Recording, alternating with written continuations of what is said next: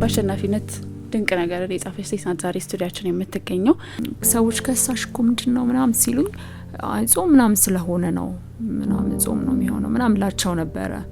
እንደዚህ አሞኝ እንደሆነ አላወኩኝም። ከዛም ደግሞ በወንድሟ በካንሰር ታሞ እሱን እየደገፈች በስተጀርባዋ ደግሞ ያንኑ አስፈሪ በሽታ ይዛ የነበረ እሱ የኔን ህመም ስለማያውቅ ምንም አንደርስታንድ አያደርገኝም። የራሱን ህመም ብቻ ነው የሚያዳምጠው። እኔም የሁለት ሰው ህመም ነው ማዳምጠው። የራሴ አለ ከዛ የሱ ደግሞ አለ እና እኔ የራሴን ኬሞ ወስጄ ከዛ ሆስፒታል ደግሞ ስራ ውዬ ወይ አድሬ መጥቼ ደግሞ ለሱ መድኃኒት ምናምን ሰጣለሁ። እሱን አስታምማለሁ በቤት ማለት ነው። ኧረ እናቴ ሁለት ልጆቼ ነው ማጣው፣ ሁለት ልጅ ሊሞትብኝ ነው ብላ ትጨነቃለች ምናምን። ስለዚህ እናቴ እንደዛ እንዳትጨነቅ አትሊስት እኔ ደህና ነኝ ብዬ እኔ ራሴ ሆስፒታል መቆየት አለብኝ ሄዳለሁኝ። ሶ ምን አልኳቸው ለሐኪሞቹ በቃ ለቤተሰብ ሳልናገር ኬሞ ልውሰድ በራሴ ምናምን አልኳቸው። እንግዲህ ብዙ ተስፋ በሚያስቆርጡ ሰዓታት ላይ ሳትድን ድኛለሁ ብላ ጥላ ያስገባች የእምነትም ሰው ነች። ስውሯ ማርያም ሄድኩኝ። በቃ አድነሽኛል አደርገሽልኛል ብዬ ጥላ ይዤ ገዝቼ ነው የሄድኩት።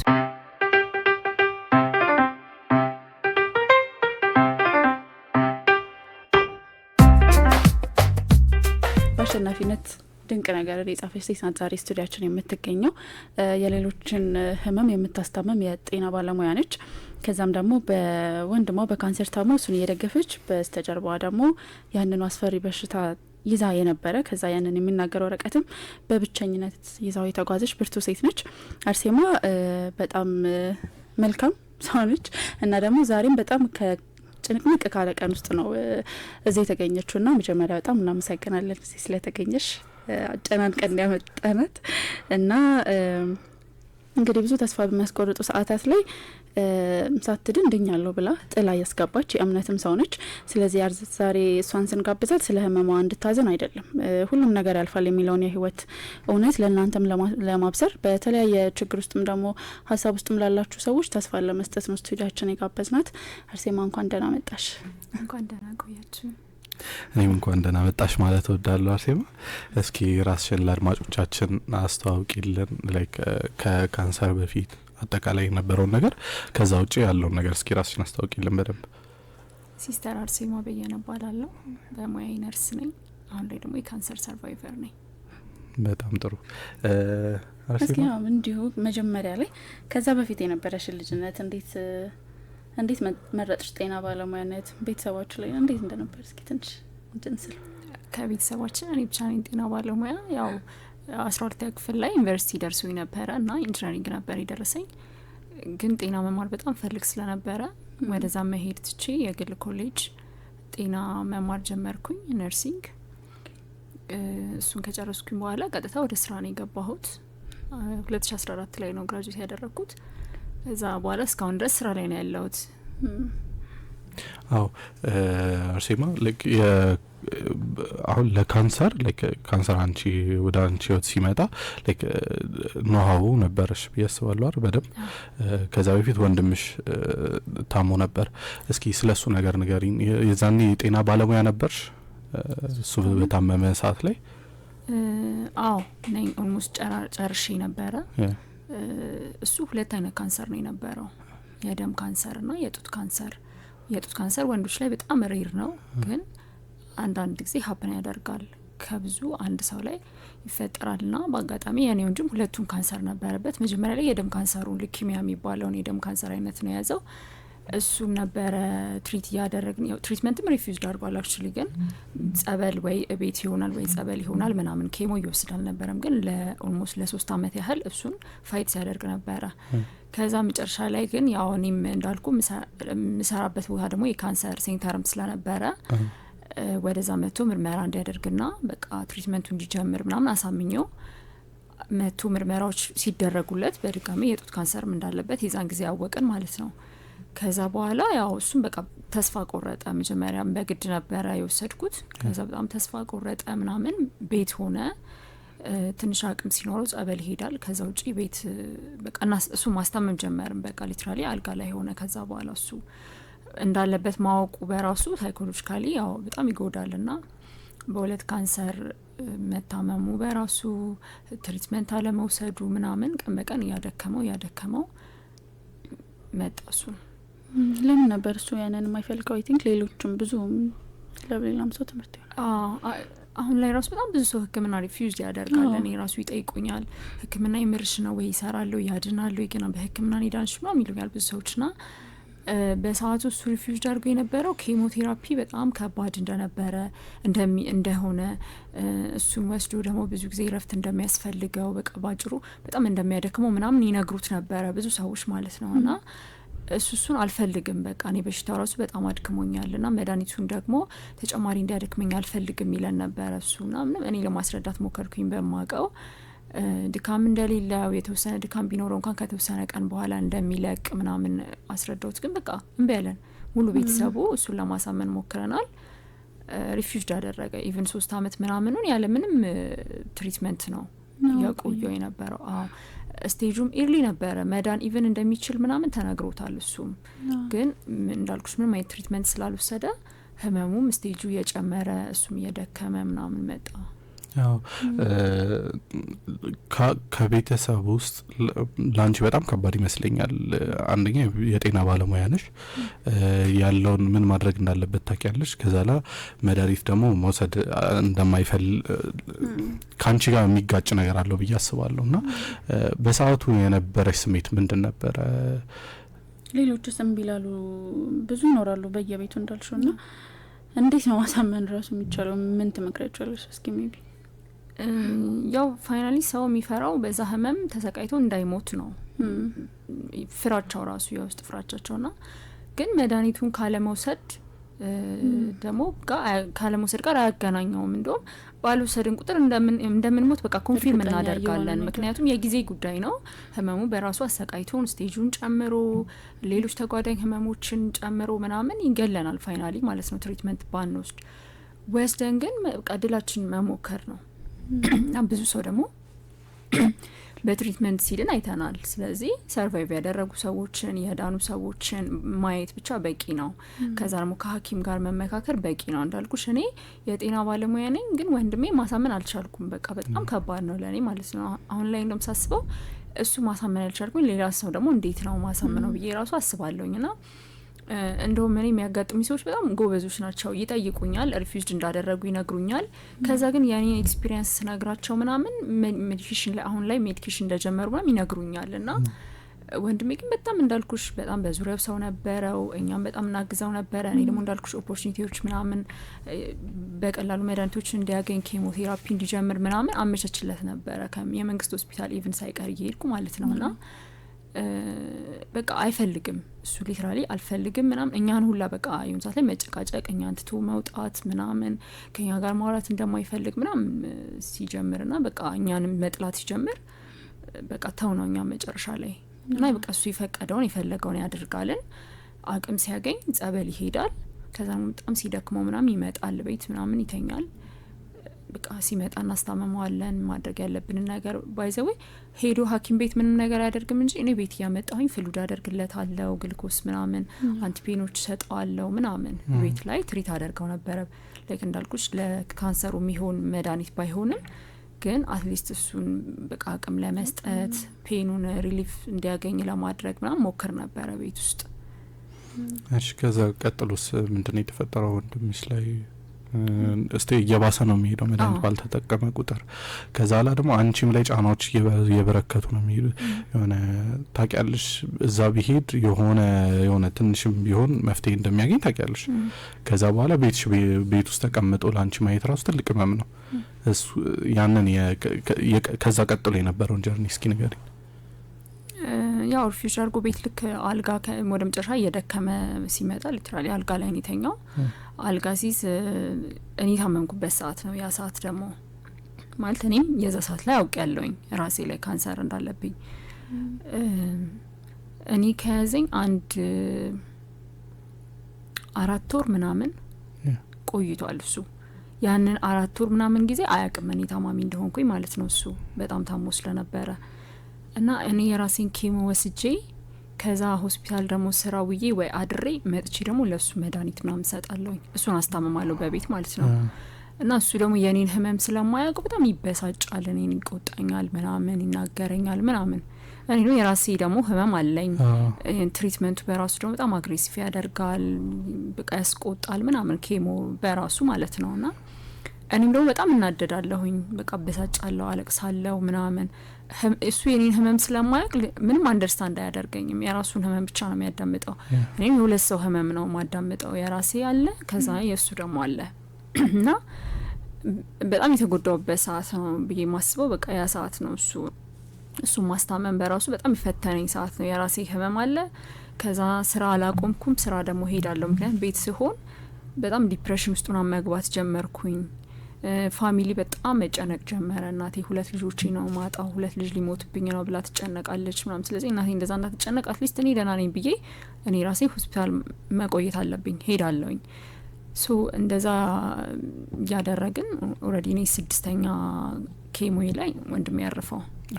የእሱ 3 ቀን እኔ 6ኛ ኬሞ ሄጄ ውስጥ ጨለውኝ። እሱ ታይም ለኛ በጣም ከባድ ነው።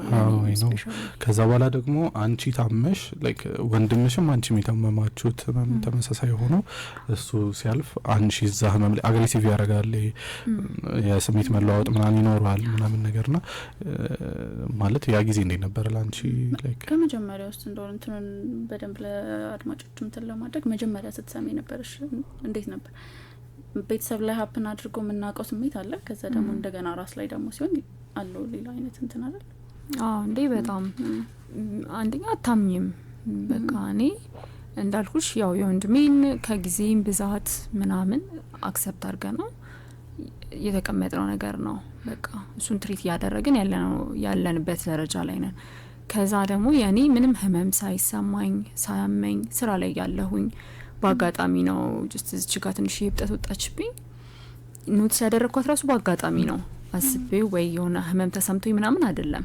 በአጋጣሚ በእጄ ፐልፔት አደረግኳት እና እዛው ለስራ ባልደረቦች ዶክተሮች ምናምን አሉ ነገርኳቸው ይሄ ነገር ምናምን አልኳቸውና የወንድሜም የደም ካንሰሩ ሲጀምረው እንደዚህ አይነት እብጠት ተመሳሳይ ቦታ ላይ ነበረችው እና የእሱ እንደውም ሳይዙ ተልቆ ይታይ ነበረ። እኔ የእሱ ትራውማ ስላለብኝ ይሄንን ሳየው በጣም ነው የደነገጥኩትና ሳሳያቸው ይሄ እኮ ምንም አይደለም ጀስት ኖርማል ሰውነታችን ውስጥ ኢንፌክሽን ምናምን ራሱ ሲኖር እንደዚህ ይኖራል፣ ምንም አይሆንብሽ ምናምን አትፍሪ ምናምን አሉኝ። ከዛ እኔ በቃ ሬስትለስ ስለሆንኩኝ በቃ ደስ ይበልሽ እሺ ምናምን ብለው ምርመራ አደረግኩኝ። አልትራሳውንድ ታየው፣ ኤፍኤንሲ የሚባል ምርመራ በመርፌ ተወስዶ ከቦታው ላይ ተሰራልኝ ምናምን። ውጤት ሲመጣ ኖርማል ነው፣ ምንም ነገር የለብሽ ወይ ዝም ብለሽ ነው የተጨነቅሽ ምናምን አሉኝ። እሺ በቃ አልኩኝ። ግን ሳምፕል የወሰደልኝ ሐኪም 1 ወር ምናምን ይሁንና ማይጠፋ ከሆነ ደግመን እናየዋለን፣ ምናልባት ከከፋ ቲቢ ቢሆን ነው ምናምን አለኝ። ኦኬ እሺ ምናምን ብዬ ስራዬን ቀጠልኩኝ። እንዳልኩሽ ወንድሜንም እያስታመምን ከዛ ስራዬንም ቀጠልኩኝ ምናምን። ከ1 ወር ከ15 ቀን ኦር ከ20 ቀን አካባቢ ሳይዙም ትንሽ የተወሰነ እየጨመረ እንደውም መጥፋት ይጠፋል የተባለው እየጨመረ ከዛ ደግሞ አንድ የነበረችው 2 እብጠቱም ሆኖ ምናምን መጣ። ግን ስቲል ምንም አይነት የህመም ስሜት የለኝም፣ አያመኝም፣ ምንም ጉንፋን ራሱ አያመኝም። ግን ዌይት ሎስ በጣም ነበረኝ። በ1 ወር ከምናምን ጊዜ ውስጥ ወደ 7 ኪሎ ምናምን ቀነስኩኝ እና የዛሬ አመት ሰኔ አካባቢ ስለነበረ ሰዎች ከሳሽ እኮ ምንድነው ምናምን ሲሉኝ ጾም ምናምን ስለሆነ ነው ምናምን ጾም ነው የሚሆነው ምናምን ላቸው ነበረ። ልክ እንደዚህ አሞኝ እንደሆነ አላወቅኩኝም። ከዛ ሳይዙም የጨመረ ቁጥሩም 2 ሲሆን ድጋሚ ልታይ በቃ ምናምን አልኩኝ። ከዛ በኋላ ሄድኩኝና ድጋሚ እንደዛው ሳምፕል አስወስጄ አሰራውኝ። የእሱ ሪዛልት ሲመጣ በቃ በጣም ነው የሚያስደነግጠው። ሙሉ ለሙሉ ካንሰር እንደሆነብኝ በጣም አግሬሲቭ እንደሆነ ካንሰሩ ደግሞ ላይክ በጣም እየተሰራጨ እንደሆነ ሃይ ግሬድ እንደሆነ ምናምን የሚገልጽ ነው ወረቀቱ ላይ ነበረው ደብዳቤ እና ዶክተሩ ኢቭን አሽጎ ነው የሰጠኝ የነበረው ራሱ ማለት ነውና ሳየው ስራ ላይ ነኝ እንዳልኩሽ እዛ ሆስፒታል ስራ ላይ በነበርኩበት ሰዓት ነውና በጣም ነው የደነገጥኩት። ማለት ኤክስፕሌን ራሱ አይደረግም ድንጋጤውና ያኔም አልመሰለኝም በቃ ምናምን ሐኪሙን አናገርኩት። ከዛ ደግሞ ወረቀቱ ላይ ከላይ ኮንሰልትቱ ዶክተር ቢኒያም ይላል። ዶክተር ቢኒያም እናውቃለን የካንሰር ስፔሻሊስት ነው። ሶ እሱ በጣም ነው ያስደነገጠኝ። ኢንተርኔት ጋር ገባሁኝ የዛን ቀን ሲቲ ምናምን ሌሎች ኢንቨስቲጌሽኖች ተደረጉልኝ። በንጋታው የባዮፕሲ ሳምፕል ተቀዶ ይወጣና ይላካል። እሱ ወጣልኝና ተላከ፣ ተሰራ። ኮንፊርም አረገላቸው በቃ ካንሰር ነው ሶ ቀጣይ ምንድነው ተባለ ኬሞ መጀመር አለባት በቃ የዛን ጊዜ ነው እኔ ራሱ አክሰፕት ያደረገ እስከዛ ድረስ አላመንኩኝም ካንሰር እንዳለብኝ ራሱ በቃ እና ለፋሚሊም አልተናገርኩኝም ሙሉ ምርመራዎች ጨርሼ ኬሞ መጀመር አለብሽ ምናምን ስባል ኢቭን ወንድሜ በቤት ታሞ ስላለ ስለቤተሰብ መናገር በዛ ሰዓት የራሴ በጥፋት ያመጣሁት በሽታ እንደሆነ ነበር የሚሰማኝ በሰዓቱ ማለት ነው ሶ ምን አልኳቸው ለሐኪሞቹ በቃ ለቤተሰብ ሳልናገር ኬሞ ልውሰድ በራሴ ምናምን አልኳቸውና በፍጹም አይሆንም አንደኛ በጣም ታመሽ አልጋ ልትይዢ ትችያለሽ ሁለተኛ ደግሞ ኮስቱም በጣም ሀይ ነው ቀላል አይደለም የኬሞ ብር ለ8 ዙር ምናምን ነው ወስደው ኬሞ ሶ እንደዛ ሲሉኝ ግዴታ መናገር አለብሽ ሲሉኝ የመጀመሪያ ሳይክል ወስደውን የኬሞቴራፒ መድኃኒቶች 4 አይነት መድኃኒት ነው ወስደው እነሱን ገዝቼ ፍሪጅ አስቀምጬ ለእናቴ በቃ ነገርኳት እና ሪአክሽኗን ብዙም አላየሁትም እና ምንድነው መሰለኝ በቃ በቀላሉ እኔ በጣም ስጨነቅ ነበር እንዴት ነው መናገራቸው ብዬና በቀላሉ አክሰፕት ያደረገችው ነው መሰለኝ በሰዓቱ በፍጹም አይሆንም እንደዚህ አንቺ ሊኖርብሽ አይችልም ምንድነው የምትቀልጁ ምናምን ብላኛለች ግን በቃ የሆነ እኔ ኤክስፔክት ያደረኩት ሪአክሽን እና እሱ ያሳየችኝ እንትን ስላልሆነ በቃ በቀላሉ ናት አክሰፕት አድርጓለች ብዬ ነበር ያሰብኩትኝና ከዛ ወዲያው ተነስቼ እኔ መጀመሪያ በቃ 3 ቀን ስጡኝ ምናምን ብያቸው ወደ ጸበል ነው ሄድኩትኝ ስውሯ ማርያም ሄድኩኝ በቃ አድነሽኛል አደርገሽልኛል ብዬ ጥላ ይዤ ገዝቼ ነው የሄድኩት ምናምንና ስለቱ የተሳካለት ሰው ምስክርነት ሲሰጥ ምናምን እኔም እንደደረሰልኝ አድርጌ ስለቴን አስገብቼ ምናምን ሮብ ማታ ተመልሼ መጣሁ ሐሙስ ጧት ኬሞ ወሰድኩኝ እና ከዛ እናቴ ግን በቃ በጣም እየታመመች መጣች ኪሎ በጣም እየቀነሰች መጣች አታወራ ምግብ አትበላም እንቅልፍ አትተኛ ምናምንና ከዛ ምንድነው ምናምን ስንል በቃ የኔ ነው እንደዛ ቀድማኝ እሷ ሞተች በቃ ሳይኮሎጂካሊ በጣም ተጎዳች በጣም ታመመች ምናምን አዎ በቃ ወንድሜንም ስታዩ በጣም ትናደዳለች እኔንም ስታኝ በቃ ምን ያህል እድለቢስ ነኝ እኔ 2 ልጆችን በተመሳሳይ በሽታ ማጣው ትላለች ምናምን እና በጣም ማማረር በቃ ጀመረች በጣም ሳይኮሎጂካሊ እንዳልኩሽ በጣም ተጎዳች ከዛ በቃ ይዣት ሄድኩኝ ሆስፒታል እሷን እንዲነግሯት ብዬ ማለት ነው እስከዛን ድረስ ሐኪሞችን አላገኘቻቸውም ከዛ ያው ነገሯት በጣም ኪውረብል ነው የሷ በጣም ሚድን ነው ደሞኛ የሚቻለው ሁሉ እናደርግላታለን እሷን በጣም ጠንካራ ናት ምናምን ትድናለች ምናምን አሏት ግን አንቺ ደግሞ ከቤት ሆነሽ ልታበረቻት ይገባል በጣም ከባድ መድኃኒት ነው የምትወስደው ስለዚህ ከቤት መጨናነቅ እንደዚህ ደግሞ ገና እሷ እናቴ ምናምን ብላ ማሰብ የለባት ምናምን አሏት ነገሯት ምናምን በቃ አልተዋጠላትም ከዛ በቃ እንደውም ሳይካትሪ ጋር ሊንክ አድርጊያት ምናምን አሉኝ እኔን ራሱ ማለት ነው ከዛ ያው እንዳልኩሽ ወንድሜም ቤት ስለነበረ እሷ በቃ እሱ ማስታመም ጀመረች ከዛ እኔ በጣም እያመመኝ ራሱ ስራ ቦታ ሄዳለሁኝ ቤት ልክ በቃ በጣም አቅቶኝ እንኳን ቤት ከተኛው እንግዲህ ምን ቀረኝ አንቺም ይሄው አልጋያሽ መሞትሽ ነው በቃ ምናምን ትላለች እናቴና እሷ እንደዛ እንዳይሰማት እያልኩኝ በጣም እያመመኝ ሆስፒታል ሄጄ መድኃኒት ወይ ማስታገሻ ወስዳለሁ ወይ ግልኮስ እየወሰድኩ የማድርባቸው ቀኖች በጣም ብዙ አሉ ከዛ እናቴ ስትደውል ስራ ላይ ሆኜ ነው ምናምን እላታለሁኝ እንደዛ እያልኩኝ ኬሞ 8 ዙር ነው የምወስደው በጣም ከብዶኝ ነበር ሁለተኛ ኬሞ በጣም ከብዶኝ ነበር አሞኝ ነበር ምናምን እንዳልኩሽ በቃ አልጋ ይዤ ነበር ምናምን ከዛ በኋላ ግን ያሉት ኬሞች እየተወሰነ እየቀለሉኝ መጡ ልክ 5ኛ ኬሞ ስቼ የተወሰነ ቀን እንደ ቆየው ወንድሜ ያረፈ ሆኖስ ለ2 ሳምንት እሱ በቃ ምግብ አይበላም ምንም ነገር አይወስድም በአፉ ከስራ ቦታ ስመጣ ለሱ ግልኮስ አደርጋለኝ በግልኮስ ነው ለ2 ሳምንት ምናምን የቆየው ራሱ ማለት ነው ከዛ አረፈ እሱ የሶስተኛ የሰልስቱ ቀን እኔ 6ኛ ኬሞ ለወስድ ሄድኩኝና ሰው ደግሞ አያቅም ነበር እኔ ልክ ኬሞ እስክጨርስ ድረስ ማንም ፋሚሊ አያቅም ከእናትና ከአባቴ ከአንድ ወንድሜ በስተቀር ማለት ነው ኢቭን አክስቶቼ ልጆች ማንም አያቅም እና እናቴን አንድም በጣም ይጎዳት ከማንም ጋር አለማውራቷ በጣም ጎዳት እና የዛን ጊዜ ምናምን እኔ ለባብሼ ምናምን ወደ ሆስፒታል ሲሄድ ምናምን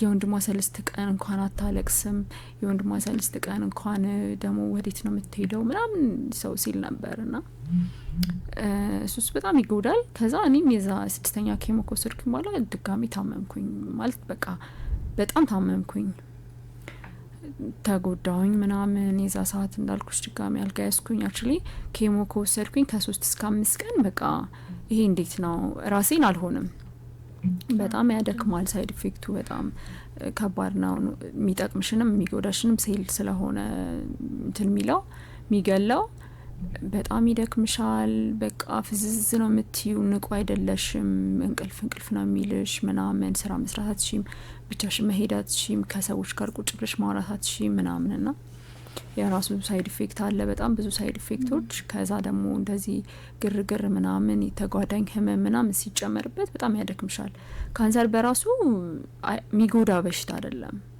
ወይ በራሱ የሚያስተኛ በሽታ አይደለም ኬሞቴራፒም እንደዛው ግን ኬሞ የሚወስድ ሰው ለምሳሌ ጉንፋን ከያዘው ኢቭን ኬሞ ሊዘለው ይችላል ያንድ ሰው ብዙ ሰው ኬሞ 8 ዙር ከተባለ በተከታታይ አይወስድም በመሃል ምናምን ሚዘሉት ይኖራል ያ የሚሆነው ተጓዳኝ በሽታ ካለ ነው በቃ ትንሽ ኢንፌክሽን ደምሽ ውስጥ ካለ ጉንፋን ካለ የተለያየ ህመም ካለ መጀመሪያ ያ ነው ትሪት መደረግ ያለበት ከዛ በኋላ ኬሞን ትቀጥያለሽ ምክንያቱም ሊያስተኛሽ ይችላል በቃ ሊያደክምሽ ይችላል ምናምን ተብሎ ስለሚታሰብ ማለት ነው ያ 6ኛ ኬሞ በጣም ለኔ በቃ ከባዱ ጊዜ ነበረ ከዛ ደግሞ ማንም ሰው ማያውቀውን አንዳንድ ህመም ታውቁልህ ሰው አንደርስታንድ ሲያደርገውና ብቻህን ስትታመመው በጣም ነው የሚለያየውና ብዙ ስሜት ያለው ይመስለኛል አይደል ከዛ ደግሞ ለምን እኛም ቤተሰብ የሚለው ደግሞ ስሜት አለው አይደል ይሄ እሱስ ታይም እንዴት ትገልጫለሽ ምን አይነት ጥንካሬ ነው ከዛ ይሁላ ነገር እያለው የወንድምሽ ህመም እያለ በቃ እኔ ድኛለሁ ብሎ ደግሞ ቤተክርስቲያን ሄደሽ ድኛለሁ ብለ ስለት ማስገባት ማለት ደግሞ ሌላ እምነት በጣም ትልቅ የሚፈልግ ነገር ነውና እስኪ ስለሱም ትንሽ ብታወሪኝ ደስ ይላል አው ልክነሽ ቤተሰብ ውስጥ እንደዚህ ሁለት ሰው ምናምን በማህበረሰብ በጣም ከባድ የሚባል በሽታ ያው ካንሰር ሲባል ሁሉም ሰው ሞት ብቻ ነው የሚያስበው ማንንም ይድናል ብሎ አያስብምና እንደ በቃ እንደ መጥፎ ነገር ነው የሚቆጥረው ሁለታችን በሱ ህመም ስንታመም ለኛ በጣም ከባድ ነው እንዳልኩሽ ከሚባለው በላይ ከባድ ነው ከዛ ደግሞ ለብቻ እንደዚህ መታመም ደግሞ እሱም በጣም ከባድ ነው ከሰው ጋር አለማውራት ምናምን በራሱ በጣም ከባድ ሌላ ጭንቀት የሚጨምር ነገር ነው ከዛ ውጪ ግን እኔ እምነቴ ጠንካራ ሆኖ ወይ እምነት ኖሮኝ አይደለም እንደዛ ያደረኩት ግን በሰዓቱ በቃ እኔ አማራጭ አልነበረኝም ህክምናውን አውቀዋለሁኝ ምን ያህል እንደሚሄድ የቱን ያህል ሊያድነኝ እንደሚችል አውቀዋለሁኝ ግን አንዳንድ ሰው እንደውም በዚህ አጋጣሚ ህክምናው ብቻ እየተከታተለ የእምነቱን ነገር ሚታዋለ ወይ ደግሞ የእምነት ቦታ መሄድ ሲፈልግ ወይ ጸበል መሄድ ሲፈልግ ወይ ቸርች ምናምን መሄድ ሲፈልግ ህክምናው ሙሉ ለሙሉ እርግፍ አድርጎ መድኃኒቶቹን ጥሎ ምናምን ሄዶ ወይ ገዳም የሚገባ ሰው አለ ግን እንደዛ መሆን አለበት ብዬ አላስብም እኔ ለምሳሌ ኬሞ ወስዳለሁኝ ከዛ የተወሰኑ ቀናቶችን በድካም አሳልፋለሁ ልክ መበርታት ጀምር ወደ ራሴ መመለስ ጀምር ተነስቼ ደግሞ ገዳም ሄዳለሁ ጸበል ምናምን ተጸብዬ ነው መጣለሁኝ ተመልሼ ስራ ሰራለሁኝ ከዛ ደግሞ ኬሞ ቀን ሲደርስ ኬሞ ወስዳለሁኝ ሁለቱንም ነበር ማደርገው በህክምናው ላይ እግዚአብሔር ነው የሚሰራው ብዬ ነው ማስበው የሰው ልጅ በራሱ ጥበብ አክሞኝ ያድነኛል ብዬ አላስብም ማንም ሰው ሐኪም ቤት ሄዶ ከዳነ እዛ ሐኪም ላይ ሜቢ እግዚአብሔር አድሮ ነው እንጂ ብቻውን ያ ሰው ወይ ያ ዶክተር ወይ ያ ነርስ አታድነው ሶ ይሄንን ካመንኩኝ ህክምናውንም ይሰራል ብዬ ነው መቀበለው ስለዚህ ሁለቱንም ጎን ለጎን ማስኬድ ይቻላል ህክምና ቦታም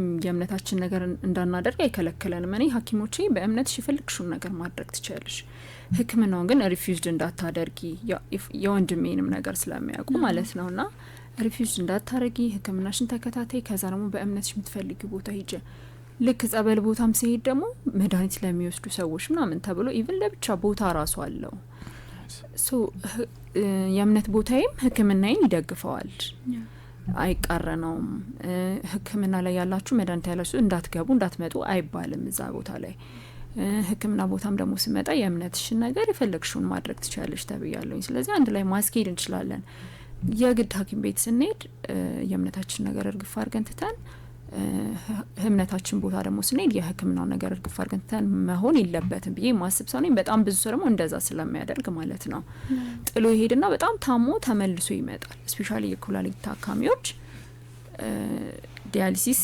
በሚያደርጉበት ሰዓት በጣም ብዙ በሳምንት ቢያንስ 2 ወይ 3 ያደርጋሉና ሊትራሊ ይተውትና ይሄዳሉ።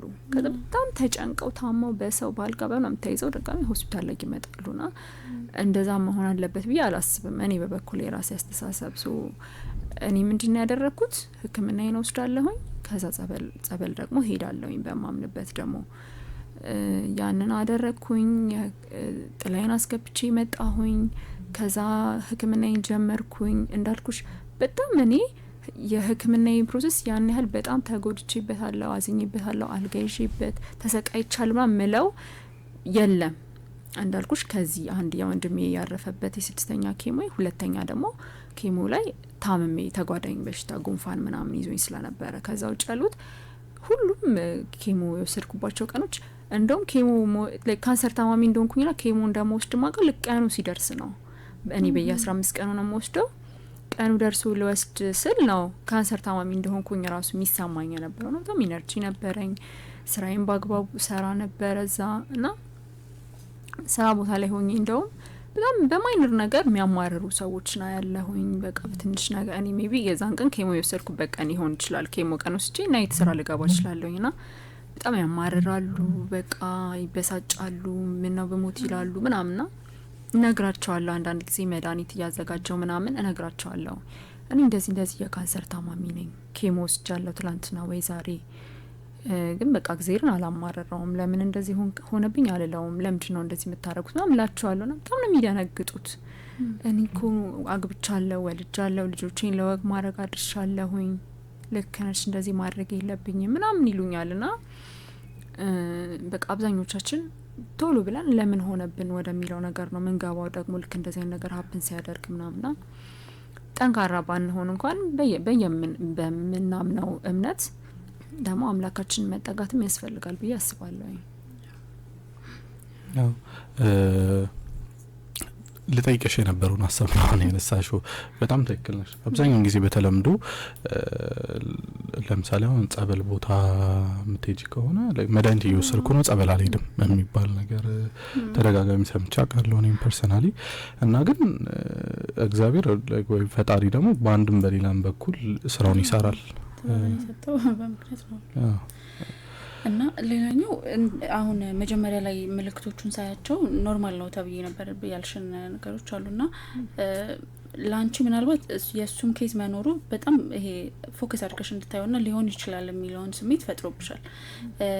ኖርማል ደግሞ ብዙ ነገር ወጥቶብን ቼክ አናደርግም፣ ሳያውቀው የሚሞት ሰው ሊኖር ይችላልና አለው ምልክት ካንሰር ታማሚ ሲሆን ሰው ምልክት ይኖራል። መጀመሪያ ምን አይነት ምልክቶችን ነው እንትን ማድረግ ያለበት?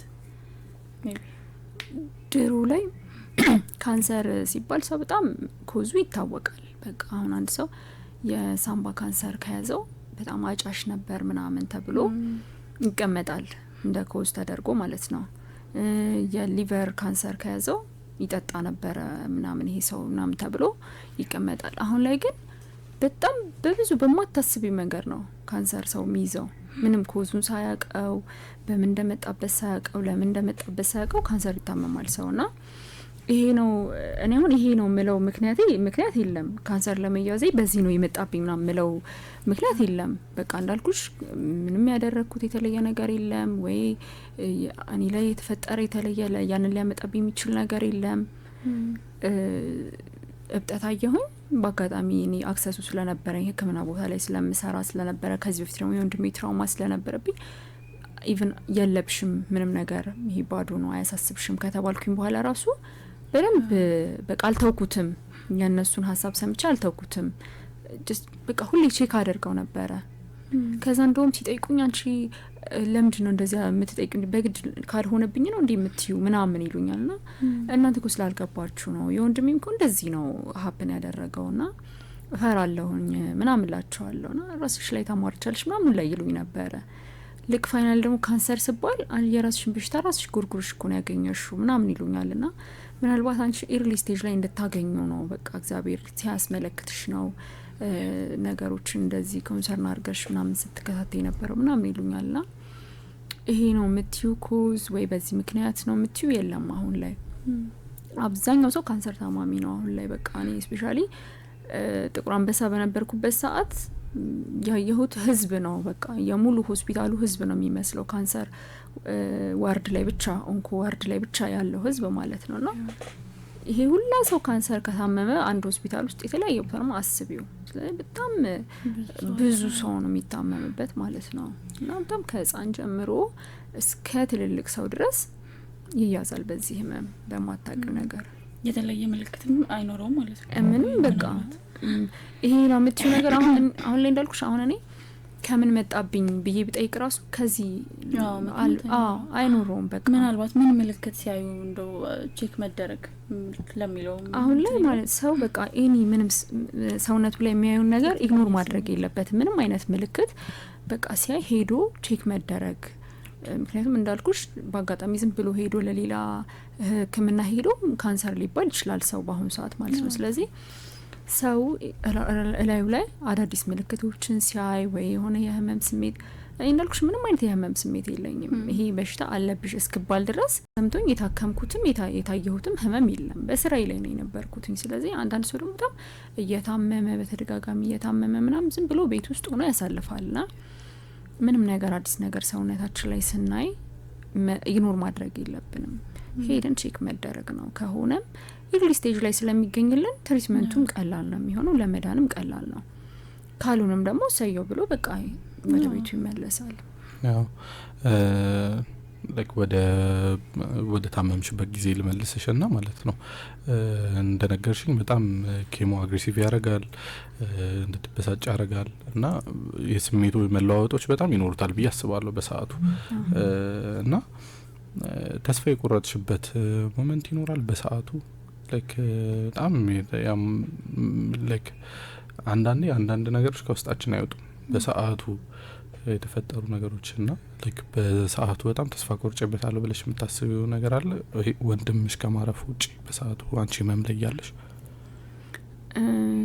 መጀመሪያ ላይ ነው እኔ ተስፋ በጣም ያልነበረኝ ኬሞን ከመጀመሪያ በፊት በቃ ምንም ተስፋ አልነበረኝም የመዳን እኔ በውስጤ እድናለሁ ብዬ አስቤ አልነበረም በቃ ሰዎች ምናምን ጓደኞቼ የስራ ባልደረቦቼ ራሱ ሲጠይቁኝ ያ በፖስታ አድርጎ ካንሰር እንዳለብኝ የሚገልጽ ወረቀት የሰጠኝን ወረቀት የሞት ደብዳቤ ነው እኔ እኮ የተቀበልኩት በቃ ምናምን ካንሰር ይዞኛል መሞቴ ነው ምናምን ልክ እንደ ጤና ባለሙያ ሳይሆን እንደ አብዛኛው ማህበረሰብ ካንሰር ሲባል ሞትን ብቻ እንደሚያስበው ነው አክሰፕት አድርጌ ነበረው ተስፋም ቆርጬ ነበረው በዛ ሰዓት ነው ከዛ ግን ትሪትመንቱ ከጀመርኩኝ በኋላ ምንም ተስፋ መቁረጥ አልነበረኝም ልክ ወንድሜ እስከሚያርፍ ድረስ ማለት ነው ልክ ወንድሜ ደግሞ ሲሞት መሞት ማለለካ የሚለውን ድጋሚ ወደ ኋላ ተመልሰን ማሰብ ጀመርን እናቴ እንደውም በጣም ሀዘን ታበዛ ነበርና በጣም ታለቅሳለች ምናምንና ለምንድነው እንደዚህ የምታለቅሽው ያው የወንድሜ ሀዘንም ቢሆን በመጨረሻ ሰዓት ላይ እሱም ደግሞ ከአምላኩ ጋር አገናኝተ ነው ምናምን ስላረፈ በጣም እኛ ቢያንስ በሱ እንጽናናለን እና ምሳ ገብቶ ቆርቦ ምናምን ስለነበረ በቃ በሱ እንጽናናለን ቢያንስ ወንድሜ እንዲሁ እንደነበረ አልሄደም ብለን እንጽናናለን እናቴ ግን በጣም ስታለቅስ ስታዝን ምናምን ለምንድነው በቃ እንደዚህ የምትሆኚው አንቺ ምናምን ስላት እኔ ለሱ አይደለም ላንቺ ነው ማለቅሰው ትለኝ ነበርና እስከዛን ድረስ እሷም ተስፋ ነበራት እንደምድንላት ታስብ ነበረ ልክ ወንድሜ ሲሞት ግን ቀጣይ እኔ እንደምሞት ማሰብ ጀመረችና በቃ እሱን የገደለ በሽታ አንቺንማ አይምርሽም ምናምን ትለኝ ነበርና እሷ እንደዛ ስትሆን ማየት ለኔ በጣም ተስፋ ያስቆርጣል በቃ እሱ የቤተሰቦቼ ነገር ሳይ አባቴ እናቴ እንደዛ መሆን ምናምን ሳይ በጣም ተስፋ የቆረጥኩት የዛኔ ነው ግን በህክምናዬ እውነት ለመናገር እኔ ተስፋ የቆረጥኩበት ጊዜ የለም ልክ ከጀመርኩኝ በኋላ ትሪትመንቱን በጣም ሰፖርት ያደርጉኝ ስለነበረ በዙሪያ ያሉ ስራ ባልደረቦቼ ምናምን በጣም ሰፖርት ያደርጉኛል ሁል ጊዜ እንደምድን ይነግሩኛል ሳይድ ኢፌክቶች ኢቭን ላይ ሲታዩ በቃ ምንም ማለት አይደለም እኮ ምናምን ጸጉሬን ልክ ስላጭ ይሄ እኮ በቃ ምንም ማለት አይደለም በዛ ላይ ተላጭተሽ ነው እንደውም የሚያምርብሽ ምናምን በቃ እኔ አፕሪሼት ማድረግ ምናምን እንደዛ ስለነበረ ምንም ተስፋ መቁረጥ ውስጥ ምናምን አልነበርኩኝም እኔ በሰዓቱ ላይክ ከባባድ ጊዜዎችን አሳልፈሻል ምንም ጥያቄ የለውም ብቻሽን ቁጭ ብለሽ ላይክ ወደፊት ስለሚሆነው ጊዜ ስለሚመጣው ነገር ድናሉ አልድንም የሚለውን ነገር ራሱ ማሰብ በጣም የሚያስጨንቅ ነገር ነው በሰዓቱ ላይክ በጣም እንድትበረቺ የሚያደርጉሽ ነገሮች ምን ነበሩ? ላይክ አንደኛ ላይክ እናትሽ ነች ብዬ አስባለሁ። ማለት እሷ እንድትጨነቅ አትፈልጊም። ብትታመም ራስሽን ይዘሽ ነበር የምትንቀሳቀሹ። ከዛ ውጭ ያሉ ነገሮች ለምሳሌ በሰዓቱ ጠንከር ብለሽ እንድትሄጂ ተስፋ እንዳትቆርጪ ሲያደርጉሽ የነበሩት ነገር፣ ምክንያቱም እዚህ ጋር ያገኘንሽ ተስፋ ኖሮሽ በርትተሽ ያንን ነገር አሸንፈሽው ሰርቫይቭ አድርገሽ ስለመጣሽ ነው። ያንን ነገር ሰብረሽ እንዴት ነው ልትሄጂ የቻልሽው? አንደኛ በዙሪያ በጣም ሰፖርቲቭ ሰዎች ነበሩ። አሁን ሰው ብዙ ጊዜ ሲታመም ወይ ሀዘን ሲገጥመው ወይ ነገሮችን ሲያጣ ሰውም አብሮ ያጣል አይደለ? ሰዎችም ከዙሪያው ይርቃሉ፣ ይጠፋሉ ምናምንና ማጣቴን አይቶ ሰው ምራቀኝ ምናምን ይላል ሰውና እኔ ግን በታመምኩበት ሰዓት ባዘንኩበት ሰዓት በጣም ሰፖርት የሚያደርጉኝ ሰዎች በዙ። በዙሪያ ያሉ ሰዎች፣ የስራ ባልደረቦቼ፣ ጓደኞቼ፣ ፋሚሊዎቼ በጣም ሰፖርት ያደርጉኛል። ፕላስ ሁሌ እንደምድን ይነግሩኛል። እንደመሞት ሳይሆን እኔ እንደምድን ሰርቫይቭ እንደማደርግ ብዙ ፊውቸር እንዳለኝ ብዙ ነገር ማድረግ እንደምችል ምናምን ይነግሩኛል። እነሱ ያ ሁሉ ሰው ሰፖርት ሲያደርገኝ በጣም ነው የምትበረታው። ማለት በዛ ሁሉ ሰፖርቲቭ ሰው ውስጥ ሆነክ እንዴት ወደ ኋላ ትጎትታለህ? እንዴት ተስፋ ትቆርጣለህ አንተና?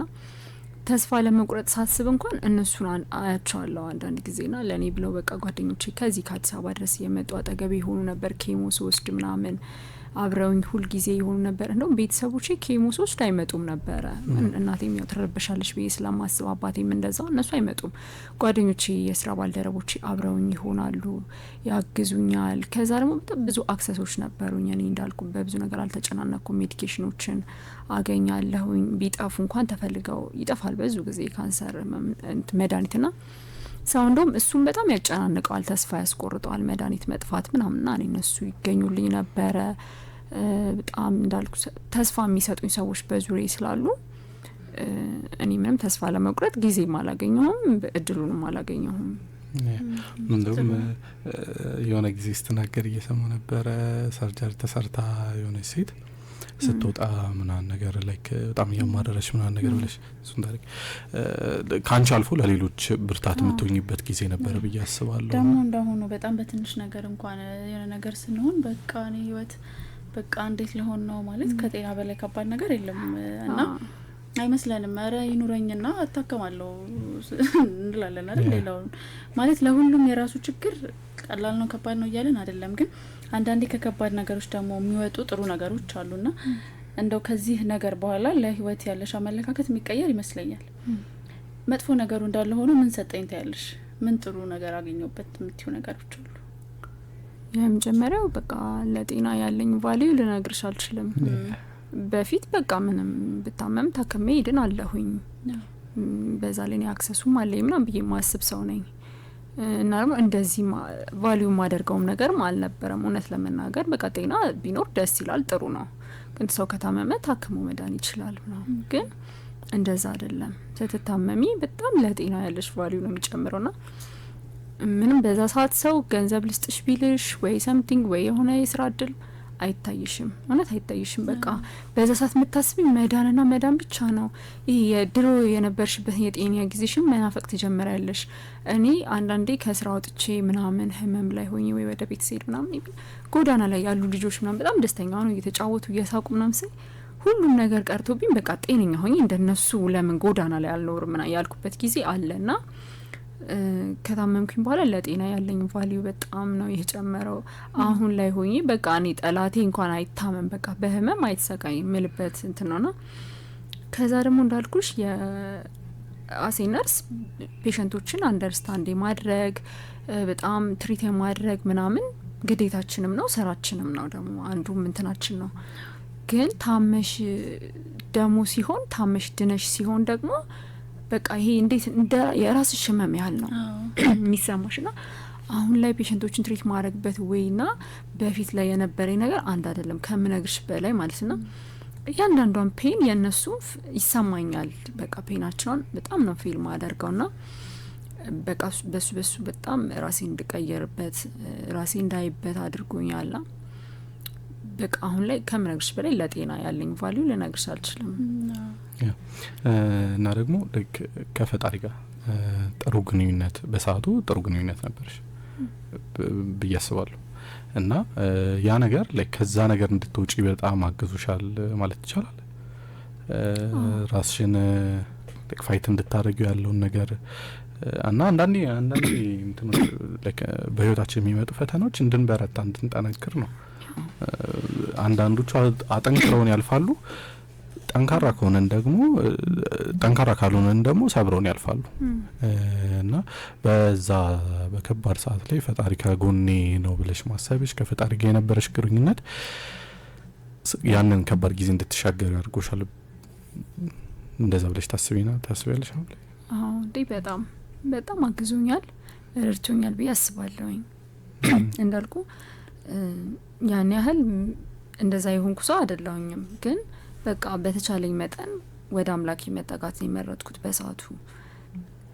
በሕክምናው ብቻ እንደማልድንም አውቃለሁኝ። ስለዚህ በቃ ያለኝን አማራጭ ሁሉ ተጠቅሜ ለመዳን ነው እዚህ ጋር ፋይት እያደረኩ ያለሁት። ካንሰር ነው ሶ ትድኛለሽ ያሉኝ ሰዎችን አውዳንኩኝ ለማለት በሕክምናው ብቻ አይደለም። የእምነቴንም ነገር ደግሞ እንደሚያድነኝ ደግሞ አውቃለሁኝ። አምላኬ እንደሚያድነኝ ስለማውቅ ሊትራሊ ወደ እሱ ነው የተጠጋሁትኝ። እሱም አላሳፈረኝም፣ አድኖኛል። ሌላኛው ደግሞ አሁን እኛ ቤት ውስጥ ከሰርቫይቫል ሰው አውቃለሁኝ እኛ ቤተሰብ ውስጥ እና አንዳንዴ ከታማሚውን በላይ በቃ በዙሪያ ያለው ሰው ከባድ ጊዜ ያሳልፋል። በቃ ከባድ ነው በጣም። እና ግን አንደኛው መጀመሪያ ሰው ይሄንን ነገር ሲሰማ ምን በቃ ይሄን ማወቅ አለበት የምትዩ ነገር ላንቺ የረዳሽ ነገር ቤተሰብም ሆነ የተያዘው ወይም አንቺም ሆንሽ ምን ማወቅ አለበት? ምንድነው የመጀመሪያው ነገር ማድረግ ያለበት የሚመስልሽ? አንድ ሰው በቃ ካንሰር አለብህ ከተባለ መጀመሪያ መቀበል ነው ያለበት። ባይዘዌ ላለመቀበል ራሱ ስትታገይ በጣም ሌላ ብዙ ነገር ነው የምታጩው። ሶ የመጀመሪያ ህመሙን መቀበል ነው ያለብሽ። ከዛ በኋላ እንዴት ነው ከዚህ በኋላ ማድረግ የምንችለው ነገር ምንድነው ብለሽ ከሐኪምሽ ጋር ማውራት፣ ከራስሽ ጋር ማውራት፣ ከቤተሰብሽ ጋር ማውራት። ከዛ ደግሞ ያንን ህመም ደብቆ ይዞ ለብቻ ከመብሰልሰል ከመታመም ደግሞ በቃ በዙሪያሽ ካሉ ሰዎች ጋር ዲስከስ ማድረግ፣ ኔክስት ምን ማድረግ እንዳለብሽ እንዳልኩሽ ከሐኪምሽ ጋር መወያየት፣ ከዛ ትሪትመንት ደግሞ ለመጀመር መወሰን፣ ሪፊውዝ ለማድረግ ህክምናን ምናምንና በተቻለ መጠን በቃ ጥሩ ግንኙነት ከቤተሰብሽ ጋር ቢኖርሽ፣ ቤተሰብ ሰፖርት ቢያደርግሽ፣ ጓደኛ ሰፖርት ቢያደርግሽ፣ ህክምናው ደግሞ ቢጨመርበት መዳን ይቻላል። አብዛኛው ሰው ካንሰር እንደሚሞትበት አይደል የሚያስበው። ሶ ደነሽ ደግሞ ማሳየት አለብሽ፣ ያንን ነገር ማስመስከር አለብሽ። እግዚአብሔርም ነው ፈተና ነው የሚፈተነን ብዬ አምናለሁኝና ፈተናሽን ማሸነፍ መቻል አለብሽ። ለዛ ፈተና መሸነፍ የለብሽ ምናምን። አሁን ካንሰር ትክክለኛ ሰው አልመረጠም እላለሁኝ እኔን ማለት ነውና በቃ አላሸነፈኝም፣ እኔ አሸንፌዋለሁ አሁን ላይ። ስለዚህ በቃ ፕሮባብሊ ነው የምናገረውኝ እኔና ትክክለኛ ሰው አልነበርኩኝም፣ ለካንሰር ደካማ አልነበርኩኝም፣ በቀላሉ ተስፋ መቆርጥ ሰው አልነበርኩም፣ እንደ ወንድሜ መድኃኒት ሪፊውዝድ ማደርግ ሰው፣ ደካማ ቤት ውስጥ ተሰብሬ የምቀር ሰው ምናምን አልነበርኩኝም። ስለዚህ እኔ ካንሰርን ማሸነፍ ችያለሁኝ። ብዙ ነገር ሰው ደግሞ በጤና የመጣበትን ነገር ማሸነፍ ከቻለ በጣም ብዙ ነገር ነው ከዚህ በኋላ ማድረግ የሚችለው ብዬ አስባለሁኝ። እና ደግሞ ልክ እስኪ አላነሳ ነው ብዬ አስባለሁ አይደል? ልክ ከ6ኛ ኬሞች በኋላ 2 ነበሩሽ አይ ቲንክ 8 ነው ያደረግሽው አይደል? ከዛ በኋላ ልክ ከኬሞሽን ጨረሰሽ ካንሰር ፍሪ ስትባይ የነበረሽ ስሜት እንዴት ነበረ? 8 ዙር ኬሞ ወሰድኩኝና ከዛ ለራዲሽን ደግሞ ወደ ብላክ ላይን ተላኩኝ፣ ጨረር ማለት ነው። ከካንሰር ሴሉ የቀረ ከኬሞቴራፒው የተረፈ ካንሰር ሴል ካለ በራዲሽን ነው የሚጠፋው። ሶ ለ15 ተከታታይ ቀናት ጨረር እንዳደርግ ወደ ጥቁር አንበሳ መጣሁኝ። በቃ ደግሞ ጥቁር አንበሳ ደግሞ ከመጣሁ በኋላ የሆነ አይምሮዬን በተወሰነ መልኩ የቀየረበት በጣም ብዙ ነገር ያየሁበት ጊዜ ጥቁር አንበሳ ላይ ነው። ለ15 ቀን ነው የመጣሁት፣ ግን ኦልሞስት ለ1 ወር ምናምን የቆየሁት። እኔ ከማስበው በላይ በጀርባ ከሚታዘሉ ህጻናት ጀምሮ እስከ ትልልቅ ሽማግሌ አሮጊቶች የካንሰር ታማሚ ተብለው አሉና ጨረር የሚወስዱ ናቸው። ጥቁር አንበሳ የጨረር ስኬጁል ጠዋት 12 ሰዓት ይጀምራል፣ ሌሊት 9 ሰዓት ነው የሚያልቀው። 9 ሰዓት ወይ 10 ሰዓት አንዳንዴ ያልቃልና አንድ ሰው ማክሲመም ጨረር ውስጥ ገብቶ ከ5 እስከ 7 ደቂቃ ነው የሚቆየው። በዛ ፍጥነት አንድ ሰው እየወጣ ኢማጂን ምን ያህል ሰው ታማሚ እንዳለ ማለት ነው። ጠዋት 12 ሰዓት ጀምሮ ሌሊት 9 ሰዓትና 10 ሰዓት መጨረስ ማለት ነው። በጣም ህጻናት ሁሉ አሉ። እኔ እንደውም በነበር ባለሁበት ኬሞ በወሰድኩበት አካባቢ ትላልቅ ሰዎች ናቸው የነበሩት በብዛት። የህጻናትም በእርግጥ ወደዚህ ስለሚላክ ይሆናል ሪፈር ምናምንና አብዛኛው ሰው በቃ ለካ ሁሉም ሰው አልኩኝ እንደውም እኔ ካንሰር ታማሚ ነው ለካ ጤነኛ ሰው የለም ቤቱ የሚቆይ ሰው የለም ምናምን ብዬ እንዳስብ ነው ያደረገኝና ልክ እኔ ለ15 ቀን ራዲሽን ወስጄ ከዛ በኋላ ተመልሼ ያለውበት ቦታ ነው ሪያሰስ ተደረኩኝ። የመጀመሪያ የተደረጉልኝ ምርመራዎች በሙሉ ድጋሚ ተደረጉልኝ ምናምንና ካንሰር ፍሪ የተባለውን ዜና የሰማሁት ማለት ነውና ስሜቱ እውነት ለመናገር መጀመሪያ ካንሰር አለብሽ ከተባለው ስሜት ካንሰር ፍሪ የተባልኩበት ስሜት እኔ በጣም አስደንግጦኛል። በቃ ኤክስፔክት ማደርገው ነገር እኮ ነው እንደምድን እያወቅኩኝ ነው መድኃኒት ሰውስድ የነበረው ምናምን ግን እንዳልኩ በመሀል ወደ ኋላ እመለሳለሁኝ ልሞትም እችላለሁኝ። የወንድሜንም ነገር ሳስብ በተለይ በቃ ልሞትም እችላለሁኝ ልድን ብቻ አይደለም እችለው ምናምን እያልኩኝ በቃ አንድ ወደፊት አንድ ወደ ኋላ አንድ ወደፊት አንድ ወደ ኋላ እያልኩኝ ስለነበረ እንትን ስለነበረው እንደምድን ባቅም ግን በቃ ሲነገረኝ በቃ በጣም ነው የደነገጥኩት ምናምን አስታውሳለሁኝና ለቤተሰብ የዛ ሰዓት ቤተሰብም አልነበረም አብሮኝና በቃ ለቤተሰብማ ሄድሽ ነው የምትነግራቸው በስልክ ራሱ እንዳትነግራቸው ምናምን አሉኝና ለኔ በጣም በቃ እኔ እንጃ ስሜቴ በቃ ድብልቅልቅ ነው ያለብኝ የነበረው በሰዓቱ። በቃ ከዚህ በኋላ ካንሰር የለብኝም ማለት ነው ስለው ካንሰር የለብሽም ነጻ ነሽ መጀመሪያ ላይ የታየበት ቦታ በሙሉ አሁን ላይ ፍሪ ሆኗል ኖርማል ነው ምናምን አለኝ። በቃና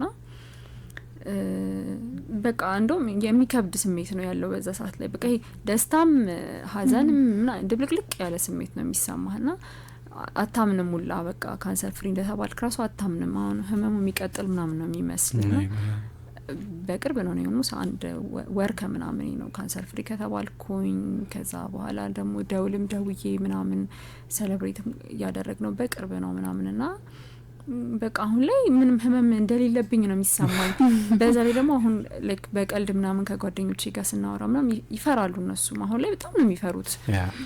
በቃ አንዳንዴ ስናይ እንደዚህ ልክ እንደኔ በአጋጣሚ መጥቶ ለሌላ ህክምና ካንሰር አለብህ ምናምን የሚባል ፔሸንት ስናይ በቃ ያው ምንም ዋስትና የለንም ነገ ጠዋት እኛ ራሱ ካንሰር አለባችሁ ከመባሉ ነው ሲያኔ ድርሻዬን እንጨርሻለሁ ምናምን እላቸዋለሁና ካንሰርና ቃለን ሪላፕስ እንደሚያደርግ ምናምን ተመልሶ ምናምን እንደሚመጣ እናውቃለን። ግን በቃ እኔ አሁን ላይ እንደዛ ነው ብዬ ራሱ የምናገረው እኔ ድርሻዬን እንጨርሻለሁኝ ከዚህ በኋላ ካንሰር አያሳስበኝም ምናምን እላቸዋለሁና በጣም ፕራውድ ማድረግበት ነው ስላሸነፍኩኝ ፈተና ተሰጥቶኝ ፈተናዬን ስላለፍኩኝ ደግሞ ሰዎች ደግሞ ትድኛለሽ ያሉኝ ሰዎች ስላላሳፈርኳቸው ወይ ታመሜ ስላልቀረሁኝ ምናምን በጣም ደስ ይለኛል። አሁን ላይ ፕላን ራሱ ለመኖር ፕላን ራሱ ማደርገው ከዚህ በኋላ ነው። ገና እውነት ለመናገር ያለፈውን አንድ አመት ያለ ምንም ፕላን ነው ያኖርኩት።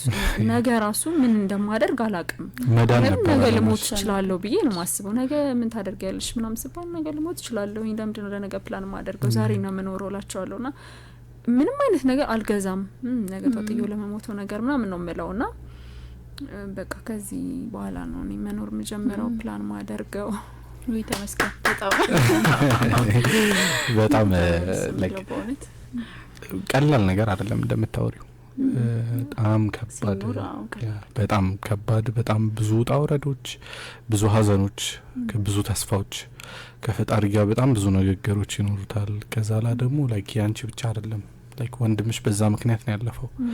የሱ ተጽዕኖ ራሱ የሱ ትራውማ ራሱ አንቺ ላይ በጣም ትልቅ ተጽዕኖ ነው የሚያሳድረው እና በጣም የሚኮራንበት በጣም ደስ የሚለው። ከዛ ወደ ሶሻል ሚዲያ ስትመጪስ መጀመሪያ ፖስት ስታደርጊ ምን ነበር ውስጥሽ የነበረው? በቃ ፖስት ለማድረግ እንትን ያደረገሽ ነገር ምን ነበር? ከዛ ያው ኦልሬዲ የመጀመሪያው ከህክምና ፕሮሰስ ምናምን እየቀረጽኩ ምናምን አስቀምጥ ነበረ። ግን እንዳልኩሽ ማንም ፋሚሊ ስለማያውቅ ስለነበረ ከእናትና አባቴ ውጪ ኬሞ እስክጨርስና የመጀመሪያ ሪያሰሴን አድርጌ አሁን ምንም የለብሽም ግን ደግሞ ራዲሽን ያስፈልግሻል እስክባል ድረስ ምንም ፖስት ማላደርግም ማንም ሰው አያውቅም። ልክ ያንን ከጨረስኩኝ በኋላ ፖስት ማድረግ ጀመርኩኝ ምናምንና በጣም ብዙ ሰው ነው ኢንቦክስ ምናምን ይጽፍልኝ።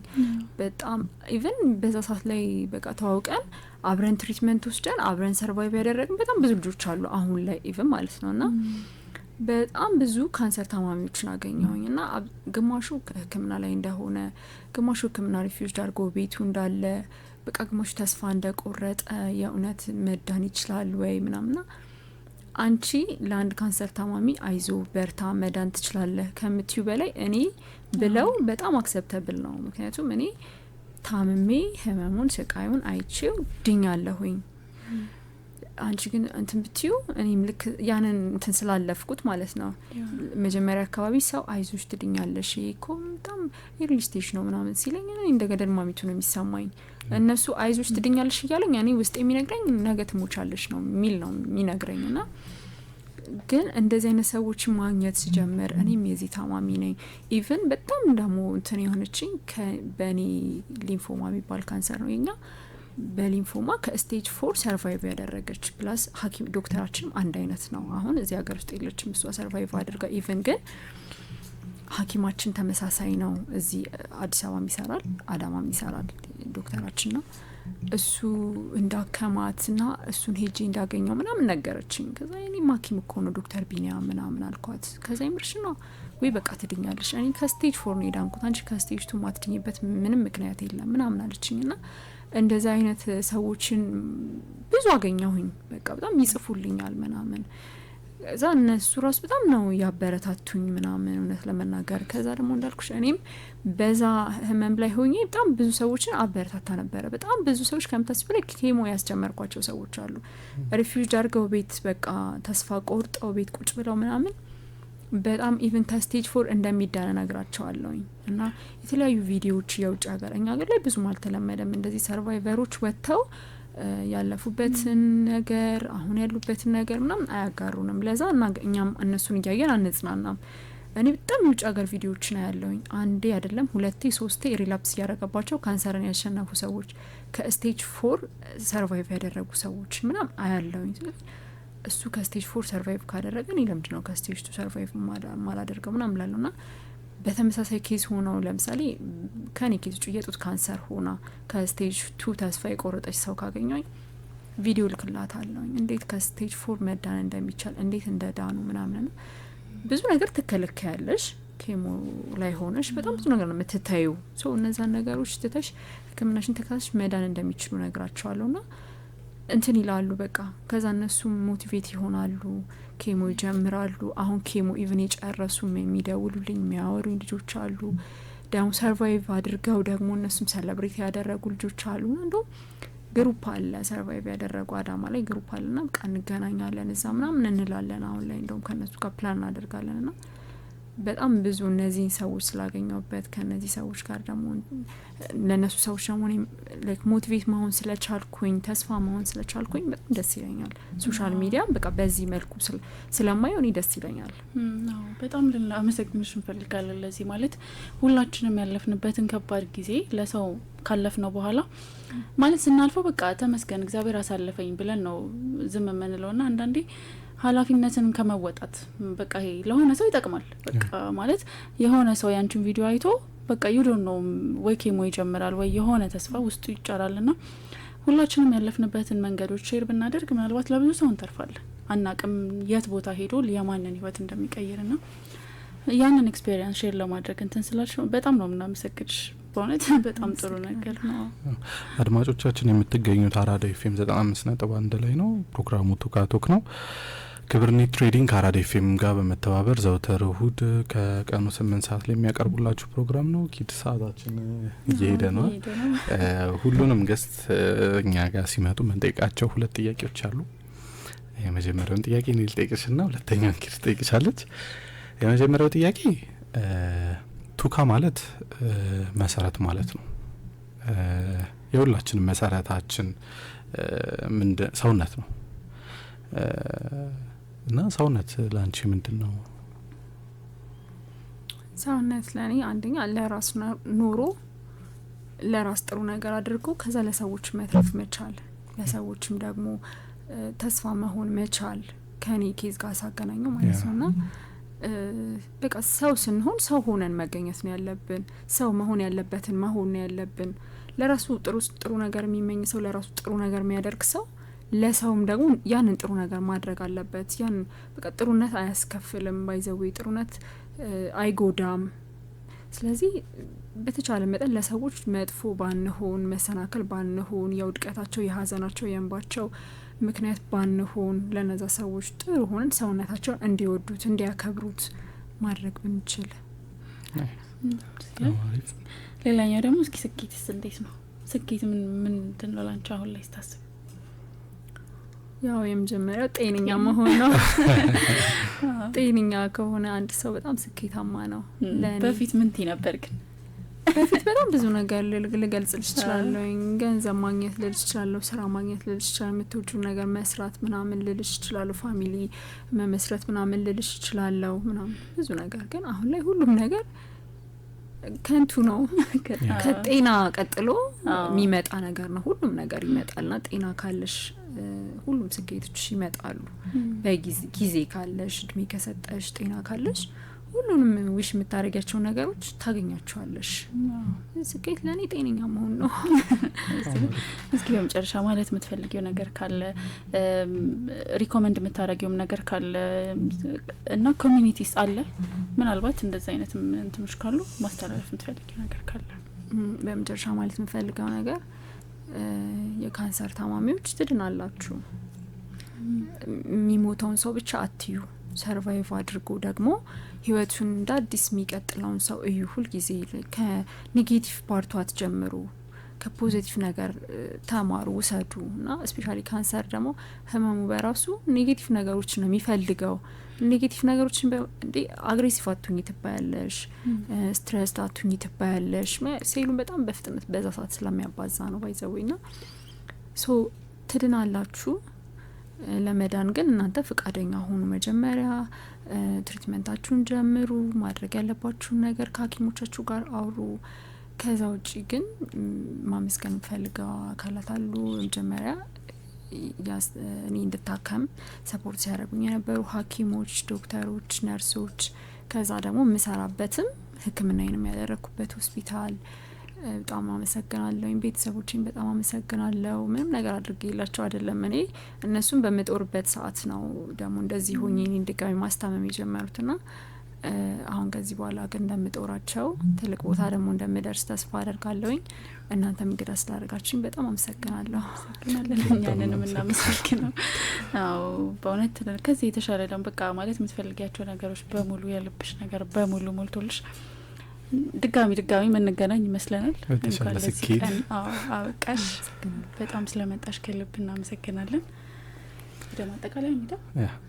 አድማጮቻችን እናንተም በያላችሁበት በፕሮግራማችን እየተዝናናችሁ እንደተማራችሁ ተስፋ እናደርጋለን።